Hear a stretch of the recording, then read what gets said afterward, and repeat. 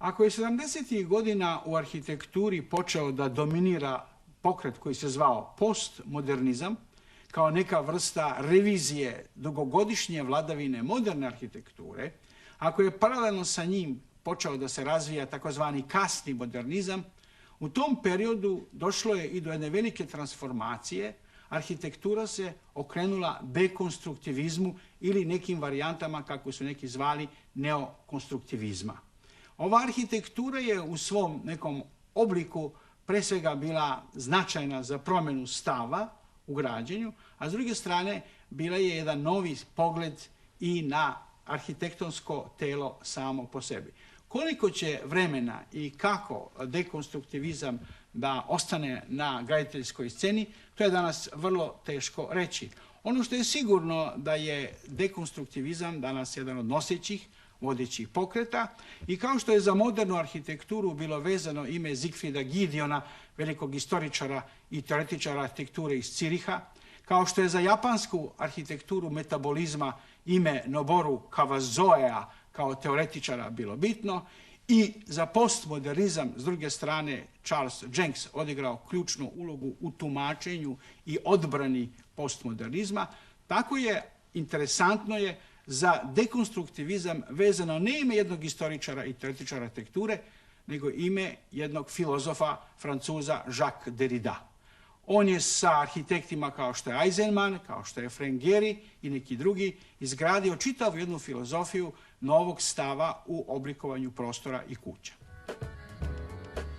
Parijski park La Villette je delo arhitekte Bernarda Tschumija. On ga sam opisuje kao dekonstrukciju, iako ima drugi koji dobro znaju savremenu arhitekturu i kompleks opisuju kao tipičan primjer neokonstruktivizma.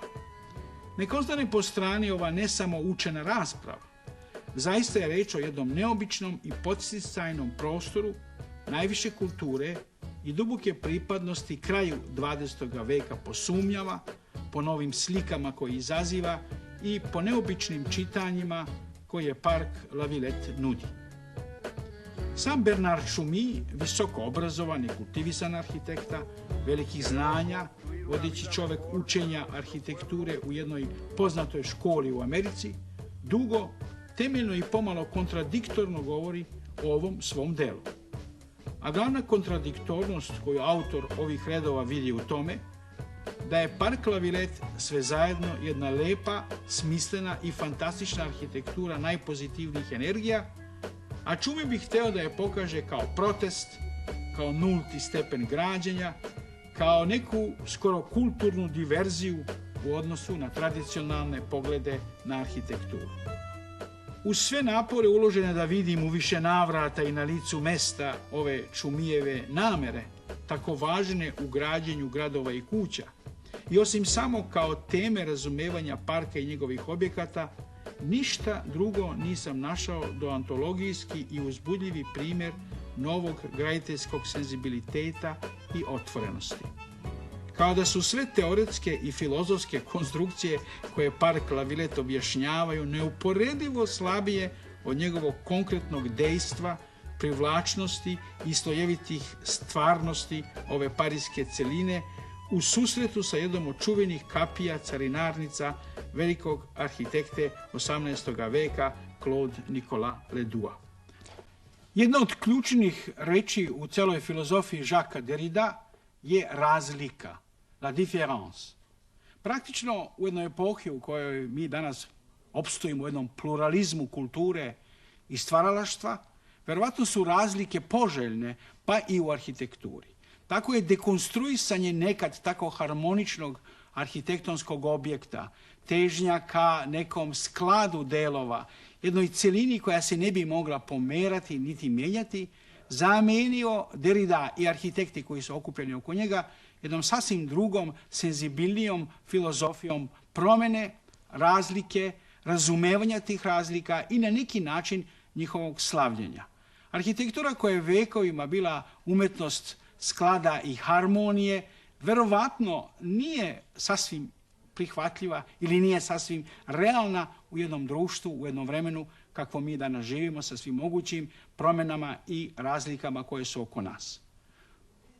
U tom smislu i Derrida i arhitekti koji su sa njim prihvataju slojevitost, prihvataju da se objekat arhitekturi menja i transformiše, da se dodaju delovi, da se odvajaju, da se seku i cela struktura teži više ka jednoj slobodnoj skulpturalnoj formi nego ka klasicističkim idealima lepote.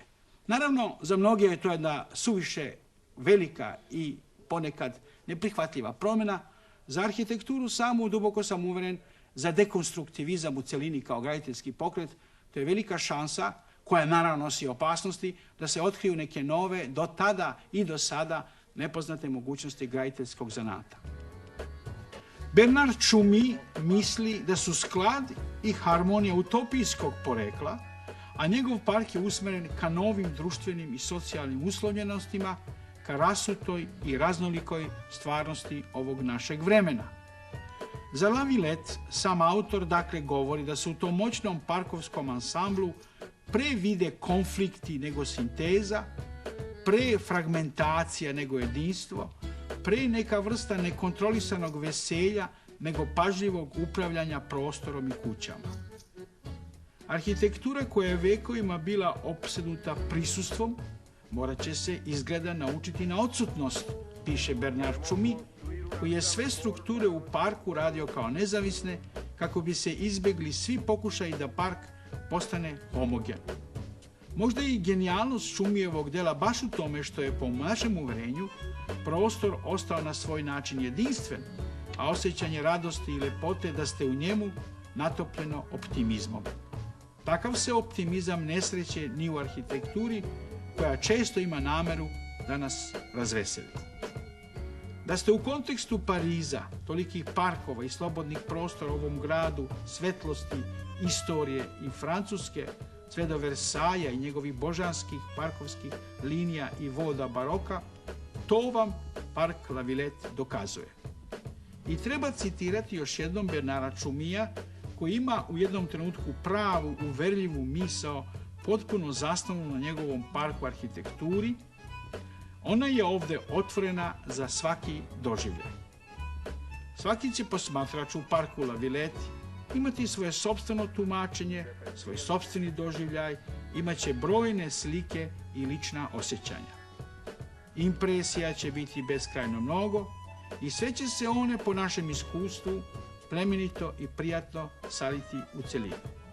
Sve kontradikcije za koje svako od nas zna i koje nema smisla kriti, toliko drage Tschumiju, po travama ovog parka i po vodi kanalu, ovdje će se na kraju pretvoriti njegovom sopstvenom zaslugom u skoro idilični urbani fragment iz koga u mislima nećete nikad otići. Zato je park La Villette veliko graditeljsko delo. Za parijski park La Villette bio je 80. godina raspisan veliki međunarodni konkurs. Stiglo je naravno, kao što je to obično, mnogo radova, pobedio je mladi Bernard Tschumi. Njegova osnovna ideja bila je strahovito jednostavna i on je pokušao da na taj dekonstruktivistički način preklopi tri ključna motiva prostora uopšte o kojima piše veliki profesor iz Osla Christian Norberg Schulz. Ta tri ključna motiva arhitekture su tačka, linija i površina. To naravno delo je jako uprošćeno, to delo je jako jednostavno. U opusu, u projektu Bernarda Tschumija, ovi su se različiti motivi prostora pretvorili u jedan poetični sklop koji do dan danas, kad je izveden naravno, deluje na poseban način. Tačke su kod njega bili njegovi paviljoni, njegovi objekti u crvenoj boji. Linije su bile staze za komuniciranje, vodene linije i površine, a okolo sve što je bilo, te površine drugog tipa su naravno bile zelene, parkovske, bez mnogo staza, travnate celine. I na kraju se pokazalo da su ti disparatni elementi, prividno naravno, spojeni u jednu takvu celinu da njihova harmonija prosto odjekuje. Tačke kuće, linije kretanje i trava kao jedan stalni, konstantni motiv prostora u svom nekom dinamičnom obliku danas su već pojam, ja bih rekao, vrtne arhitekture. Tačke su se pretvorile u foliji, paviljone crvene boje, naglašene programske kuće, tačke u kvadratnom rasteru od 120 metara i na tom istom rastojanju svaka između sebe. Leže prelepo na travi, u zelenoj odori parka, na prirodnom tepihu, dok su im konstrukcije i jarke i vatrene u crvenoj boji. Ima ih u parku više od 30, u planovima ih je bilo 43. Njihov program i sadržaj je bogat i raznolik, savršeno u skladu sa potrebama novog vremena i novih oblika zabave, odmora i obrazovanja sve zajedno. Restorani, klubovi, centri za vežbanje, kupatila, filmske projekcije, naučni mini centri, muzika svih vrsta, sve se to može u paviljonima ovoga parka naći, svaki put na tih istih 120 metara rastojanja između crvenih kuća tačaka. Gledani sa strane, pravilno, mrežno postavljeni, ovi objekti deluju čas kao male kule stražarnice, a čas deluju kao spomenici i opet ponekad deluju kao mlinovi ili vetrenjače, sve do delovanja kao poljoprivredne mašine na našim vojvođanskim poljima deteline i te su mašine izgleda uvek i svuda u crvenoj boji. Tako nas ovi paviljoni vraćaju svom poreklu, baroknim parkovima Francuske i njenim parkovskim pejzažima. Tada i tamo to su vesele bile rustične kuće, skoro kolibe, namijenjene zabavi i po znakom nekog osjećanja ludovanja u svim mogućim oblicima, pre svega bogate vlastele, plemića, ljudi sa dvora, kako bi danas mladi rekli, besposlenih cool fanova zabave i odmora. Zato je Bernard Tschumi insistirao da se ovi objekti koje je on projektovao zovu folie, male ludornice ili male kuće za ludovanje, kako je to bila barokna parkovska tradicija.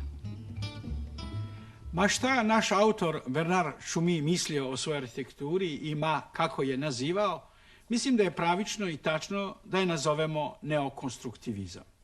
Kao uvijek kad kažemo neo, znači nešto novo, nešto obnovljeno, nešto na izvestan način vezano za tradiciju.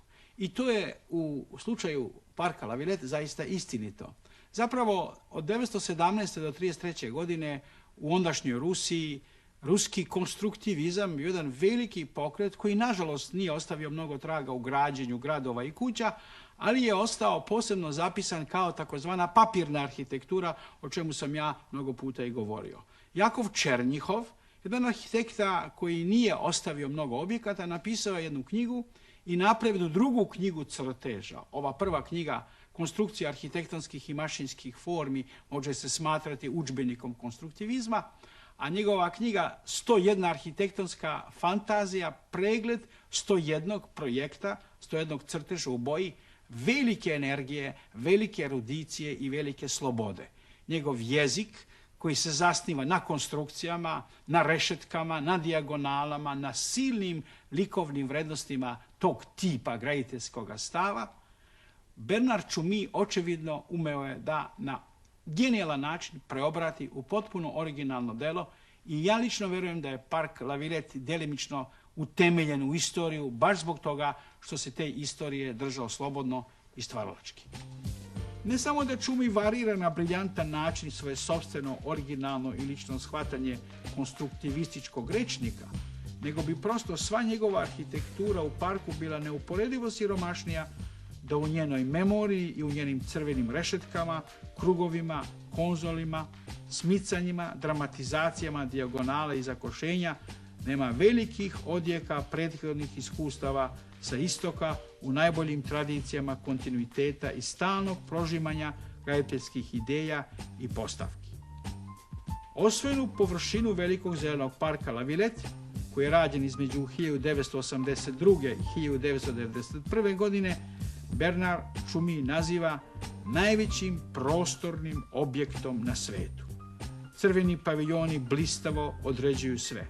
Oni stoje između drugog elementa ove celine, između linija, to su zeleni, linearni i visoki prirodni pravci drvoreda, vodeni kanali, velika kinematička promenada, galerija duga 3 km, sve do valovite nadstrehe koja povezuje pešačka kretanja i paviljone.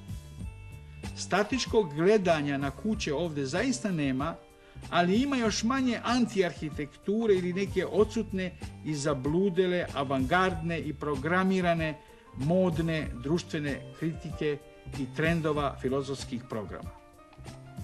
Kada Derrida naglašeno tvrdi kako kod Bernara Čumija njegovi crveni paviljoni, već rečene foliji, destabilizuju značenje, filozof kao da zaboravlja da je značenje u arhitekturi moćnije nego što ijedna filozofija može da sluti i kako se ono ponovo vraća na naša duhovna vrata kao veliki manifest ljudske memorije, univerzalnih vrednosti koje svako graditeljsko delo nosi sa sobom. Tako je isto i u 20. veku.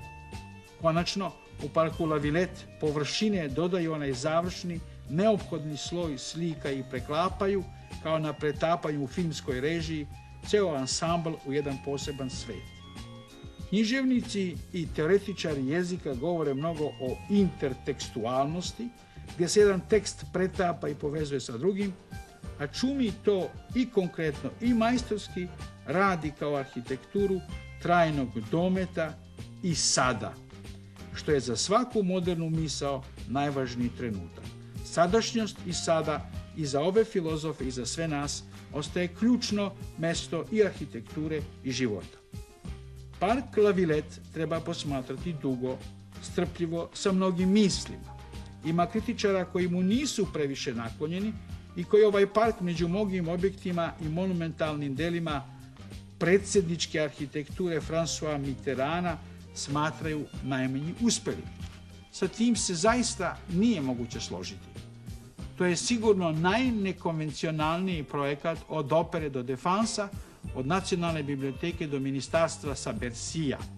Zatim, to je arhitektura velikih, slobodnih, skoro zadihanih prostora i pejzažnih slika, urbani artefakt, plemenit po svojoj ekološkoj snazi i po svojim konstruktivističkim notama purpurnih odjeka.